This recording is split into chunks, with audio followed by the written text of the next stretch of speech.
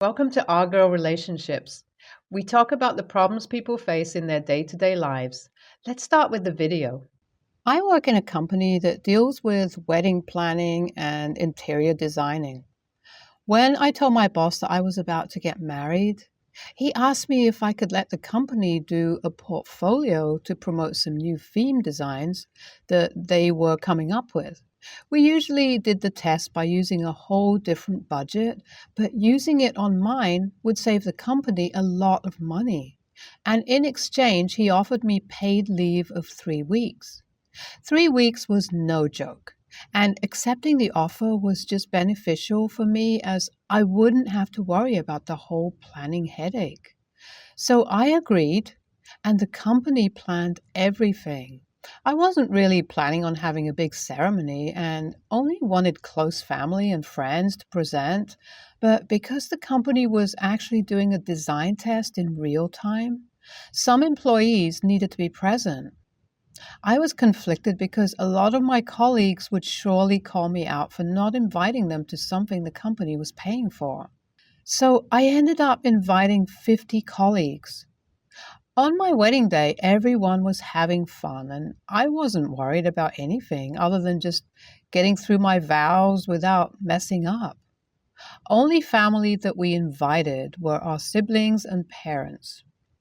No cousins or aunts and uncles were present, so the toasts were naturally personal and short. It was everyone's true words, just for us, and not to entertain guests. When it was time for my husband's family to speak up, his mom took the stage. I was a little surprised because I didn't know that she was going to speak. Now, mother-in-law and I never really had a bad relationship. We weren't buddies, but I thought there was some level of mutual respect. I knew that I wasn't her choice, and she's just being nice to me because I'm her son's choice. But I never imagined she'd end up embarrassing me in such a huge way. She talked about my husband's first girlfriend and said I must know her as she was my best friend. I couldn't believe she'd talk about something that sensitive at my wedding. I was incredibly embarrassed and wanted nothing more than the earth to swallow me up. I got through the ceremony somehow, but couldn't really forget how she did me dirty. So I wanted her to pay for it and planned a dinner to do exactly that. I invited both our families and told them it's a private dinner to celebrate our wedding, as we were joined by my colleagues in the actual ceremony. When everyone came over and were having dinner, I purposefully asked my brother-in-law how his job was going in hopes that someone would ask me about mine. And my brother-in-law did ask me when I'm planning to take some time off. So I told everyone that both my husband and I are taking more time off next month to go on our honeymoon. I said that we really wanted to go somewhere tropical, but the trip would be out of our budget. And that's why we were still thinking about where we should go. My mom asked me why am I short on funds when I didn't spend anything on my wedding as the company took care of most of the things. I told her how, because the company offered to pay, we chose an early date to marry as we didn't have to wait and save up. If we had to pay ourselves, we'd probably have saved up for another 8 or 9 months. That's when my dad said he'd be happy to give us money for the trip, but I refused. He had already paid for our house renovations when we were moving to a new place. I purposefully said that if mother-in-law had offered, I wouldn't have minded, but I can't make my parents spend more than they already have on the house.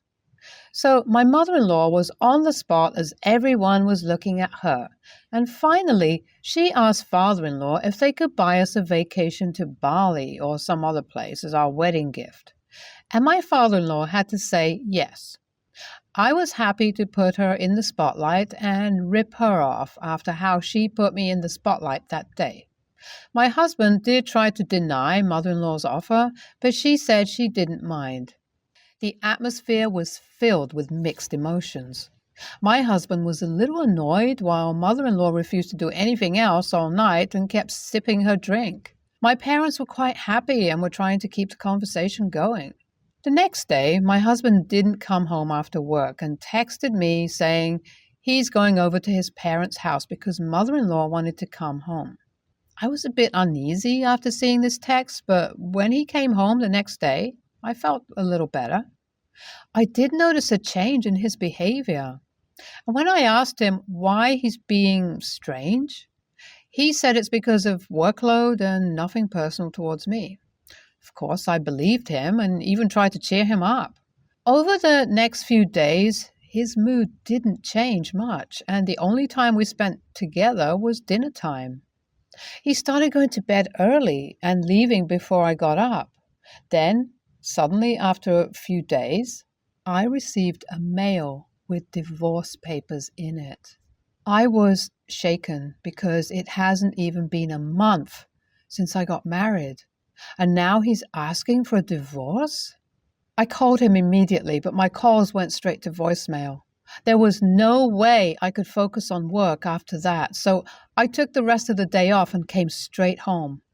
I wanted for him to come back, and as soon as he entered, I got in his face. I asked him what it was all about, and all he could say was that it's for the best.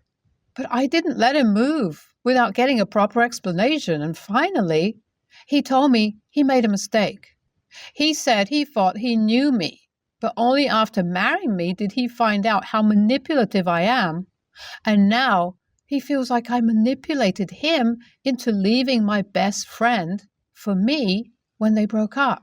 At first, I thought it must be a sick joke, but he was being serious. I was too angry to even look at his face. He didn't only call me a liar, but also insulted all my feelings and my wedding vows. So I went to our room, packed his bags, and told him to leave the house and stay with his mom, who's apparently responsible for his life decisions. My mind still hasn't fully grasped the situation, and I keep thinking this is all just a sick joke. And any day now, my husband would say so.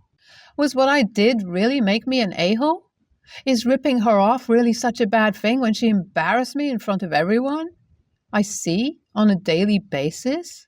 It's been a month and our divorce proceedings haven't moved on too much. I didn't sign the papers yet, and apparently my husband hasn't taken any other actions because any lawyer is yet to knock on my door. Also, I tried to call my husband a few times after kicking him out because I was really depressed at how my life turned out to be, and I was ready to beg him to forgive me and come back, but he didn't answer. And I'm really thankful he didn't because I was at a really low place, and it would have been a mistake to take him back. Now he's been calling me for the last few days, and I've blocked him. I don't know what he wants from me now, but there's no way I'm ready to hear anything from him. That was futile because he showed up at the house yesterday and said he just wants to talk. I tried to shut the door in his face, but he blocked me and said he's sorry about what he did and he wants to make it work. He said that he was stupid and was listening to a lot of what his mom was saying. He begged me to give him another chance, but I told him there's no going back after what happened. No way can I trust or respect him, and he wouldn't be able to escape his mom's influence, so I want nothing to do with him. After he left, I stayed up all night debating whether what I did was right or not. But I knew I deserved better than someone who's actually questioning my feelings and labeling them as fraudulent. Finally, I sent the signed papers and talked to the lawyer my sister linked me up with. Also, my mom found out about me getting divorced. I didn't want my parents to know because I knew they'd worry, and now they can't stop calling me every other day to check up on me. I finally gave in when my sister showed up at my house with a few sets of clothes because my mom practically harassed her until she promised to check up on me. This was the exact reason why I never told them about my life problems. Anyway, I asked my lawyer if an annulment was possible as it hasn't been enough time since we married, but he said it's not possible in our case. So we have to go through the whole divorce process, and at this point, I do think this wedding is costing me a lot. I'm single again, and it's really a bittersweet feeling. I thought a few months of dealing with divorce and courts and lawyers would have frustrated me enough that I'd start hating the sight of my husband. but I still feel sad every time something reminds me of him. At the same time, I'm glad this marriage ended early on and we didn't waste a decade or so of life before finding out how we're not really all that happy. So maybe it's a blessing. I don't know at this point. As for our divorce settlement, my husband let me keep the house as my parents paid for a lot of its renovation. He said he feels bad how things turned out and he wants nothing more than for us to keep what was ours. As we didn't have as many things that were considered joint assets, it was a fairly easy division. I was thinking that his mom might push him to ask for more, but either she decided to stay silent or he didn't listen to her. I could really see it in his face how sad he was about everything. But the fact remains that he was a mama's boy who couldn't decide for himself what he wants or loves. And if a guy is ending a marriage over something so petty, I can't respect him. ETA, I don't know what the story is behind you dating your husband, but I believe that mother-in-law had no right to bring it up at your wedding. But you're the a-hole for making her pay for some time, which isn't going to be cheap. I hate people who think everyone is financially like them and take money for granted. NTA, what you did wasn't that bad, and mother-in-law could have said no when you put her on the spot. But divorcing because mother-in-law didn't want to say she's cheap or broke makes your husband an a-hole, and you're better off without him. I'm 23 years old, female, an older brother, 26 male, recently married my high school bully, 24 female. I was friends with her from the ages of 10 to 16, and then when my mental health got bad, diagnosed with bipolar disorder, and I was no longer fun to be around, my friend group shunned and bullied me, including her. My brother and I are LC because we cannot get along, mainly because of her. When he invited me, he said he was extending an olive branch. Apparently, getting married had given him a new appreciation for family, and since I'm his only full sibling, we have a shit ton of half-siblings. He wanted to fix his relationship with me. During my brother's wedding planning process, whenever I attended an event like the cake tasting or rehearsal dinner, my brother's then fiancé and her friends, my old friends, would make fun of me. I have severe issues with self-esteem and anxiety, and they'd sit there and whisper about me. They'd criticize my hair, makeup, or clothing. I literally felt like I was back in high school. I still went to the wedding. Yes, I know, I'm an idiot. And I wore a dress that showed my forearms. I have scars on them from you know what. They're faded and healed, but some are prominent and raised. I covered most with makeup, and I just hoped that everyone there would be courteous and ignore them. I was wrong. I was sat at a big table with my family and my brother's in-laws and her friends. I noticed one of them pointing at my arms, and then my brother's mother-in-law was suddenly offering, practically forcing, me a shawl to wear. That was my final straw for the night. So I handed my little sister that I was babysitting to a cousin, and I left. I went home, cried, and then took a nap. I was only there as a guest, and I wasn't driving anyone home. So I thought no one would be inconvenienced by me leaving. I awoke to over 100 missed calls and texts from various family members demanding to know where I was. Turns out they had decided to take some family photos and no one knew where I had gone. These photos were unplanned. I tried to lie and said I felt like I was going to faint, so I left because I didn't want to ruin the wedding. But somehow my brother found out about his mother-in-law forcing me to wear a shawl, and he tried to kick her out. He then got into an argument with his wife, and he left the wedding for around 30 minutes, and our dad had to go and track him down.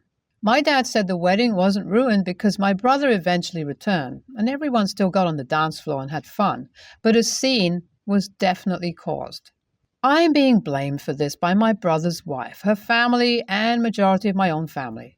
According to them, I'm a massive a-hole for leaving without telling anyone, and I caused a disagreement between a newly married couple. AITA? Big NTA. You didn't cause a disagreement between newly married couple. Your former bully and her friend caused a disagreement by treating you like crap. They are blaming you because it's easier to blame you, the person they don't like, than blame their own ugly, hostile, bullying actions. NTA, seems like your brother really should have chosen a nicer partner, and I'm sorry for the obvious issues this has caused you. Your family is mostly being unreasonable. A courtesy text to someone saying you were taking off would have been nice, but you're an adult and it's not your responsibility to let others track your movements. My family and I got into a road accident a few weeks ago. Everyone is fine, but I broke my leg in 2 places. The doctor gave me the okay to go back to school. I'm 17, female, am in a bunch of AP classes and have a lot of books I have to carry with me. It's hard going between my locker to class because it's hard to manage a heavy backpack with crutches and a bulky cast. Last Tuesday, one of my classes ran late. I was with my boyfriend Josh, who shares both classes with me. Josh is a heavy guy who prides himself on being unathletic because why need sports when you have video games? We're running up the next class. I can't keep up because crutches and heavy backpack make it freaking hard. I asked Josh if he could help me carry some of my books. He said he can't because he can't carry my books plus his. I end up late to class by 10 minutes when Josh was on time. Miss Sanchez, my teacher, is chastising me for being late, and I snapped.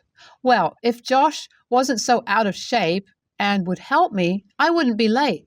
I got detention for talking back to the teacher, and my friends and classmates think I'm an a-hole for fat-shaming Josh.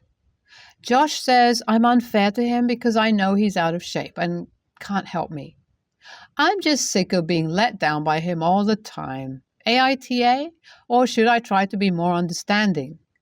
We don't have any turtle patrol, so my teachers haven't been all that accommodating. My mom was pissed about the detention and has been hammering the principal and superintendent's ear. Until then, I'm learning to go remotely. She thinks the detention is BS. As for my ex, I dumped him a few hours ago. Then he blew up my phone to call me a bitch. Turns out, word got around to his parents. His parents are hardcore conservatives who think that guys have to help a lady no matter what. His dad confiscated his Xbox until further notice. I blocked his number. Good riddance. I'm just going to focus the rest of senior year getting back the use of my leg and getting out of here.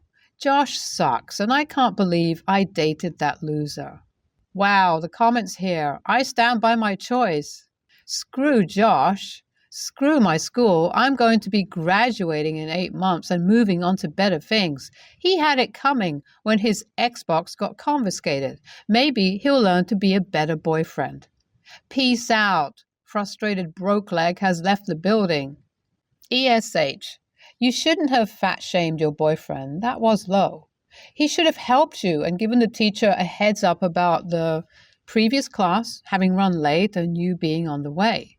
Your teacher is the biggest a-hole because who TF gets angry at a student for being late while struggling with carrying books and using crutches at the same time? What the hell? You should go to the principal about that. That's horrible. NTA, because of the edit. I hate when people try and call girls bitches for dumping someone that they're not compatible with. You're not a bitch. You realize that this relationship wasn't for you and it wasn't doing anything for you either. Were you even attracted to this man? I think that what you said about your boyfriend was kind of weird and very disrespectful, but I feel like it definitely stemmed from lots and lots of built-up resentment of just him and never helping you ever when you desperately needed it. I mean, your leg was broken in 2 places and you were on crutches and he couldn't help you carry any books at all? That doesn't make any sense to me. I'm glad you dumped him. Go find someone that is willing to do stuff like that for you if that's what you're looking for. But try and stop being so resentful of your partners if they can't help. Just get with someone who can. ESH. If this is how you talk about him when he's not around, I shudder to think how you speak to him directly. There was no reason to fat shame him. From your post and comments, you clearly don't like your boyfriend. You should break up with him and save you both the misery. Josh sucks for not helping you carry your books. Do you have other friends who could have helped, or do you treat them poorly too? He could have at least let the teacher know you're running late from your last class and crutches. Ms. Sanchez sucks as a teacher for the detention unless you walked in late and created a disturbance instead of walking in and quietly going to your seat. Then she should address you for the interruption in the class. If not, she sucks for the way she handled the situation. I know walking with a cast and crutches sucks. However, it is not a pass to lash out at people and treat them poorly.